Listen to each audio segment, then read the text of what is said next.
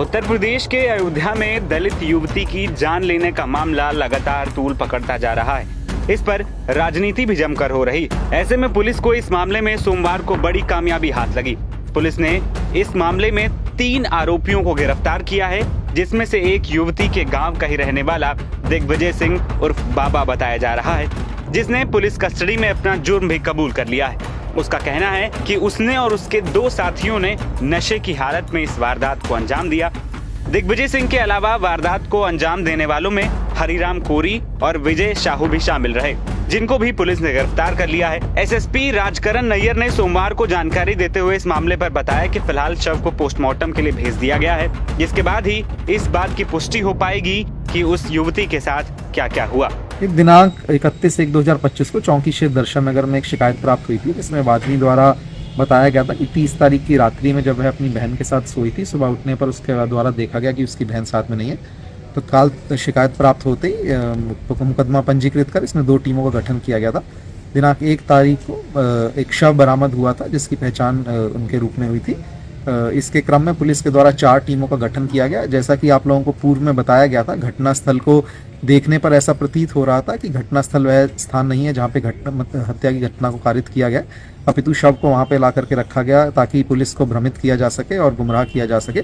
इसके क्रम में पुलिस के द्वारा 4 टीमों का गठन किया गया था, जिनके अथक प्रयास से विभिन्न तरीके के वैज्ञानिक साक्ष्य संकलन, सीसीटीवी फुटेज और टेक्निकल सर्विलांस के माध्यम से अंततः केस का सफल अनावरण किया गया है और 3 आरोपी हरिराम कोरी, विजय साहू व दिग्विजय सिंह तीनों को गिरफ्तार कर इसमें अग्रिम विधिक कार्रवाई की जा रही है। तीनों आरोपियों के द्वारा अपना जुर्म में स्वीकारोक्ति कबूल की गई है और उनके बयान के आधार पर व अन्य चीज़ों के आधार पर हमारे साक्ष्य संकलन की कार्रवाई जारी है। इसमें आवश्यकता अनुसार अभियुक्तों का न्यायालय से रिमांड लेकर के हमारी साक्ष्य संकलन की कार्रवाई और अन्य पूछताछ की कार्रवाई जारी रहेगी। इसमें केस में जल्द से जल्द मामले का भी सफल अनावरण हो गया। जल्द से जल्द चार्जशीट लगा करके फास्ट ट्रैक कोर्ट से इनको कठोरतम सजा दिलाए जाने का पूरा प्रयास किया जाए। वहीं इस पूरे मामले के सामने आने के बाद फैजाबाद सांसद अवधेश प्रसाद प्रेस कॉन्फ्रेंस कर बिलख बिलख कर रोने लगे थे और आरोपियों पर कार्रवाई की मांग कर रहे थे। जो हमारे संसदीय क्षेत्र में है, गायों को दफनाते हुए जीसीबी के द्वारा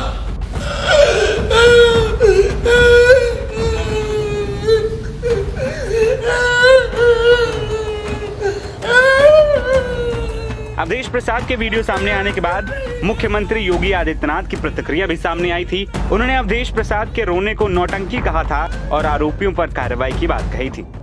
अयोध्या में भी कल एक बेटी के साथ घटना घटित हुई है, जांच जब निचले स्तर पर जाएगी, जो नौटंकी आज इनका सांसद कर रहा है, याद करना उसमें भी कोई ना कोई समाजवादी पार्टी का दरिंदा शामिल जरूर होगा।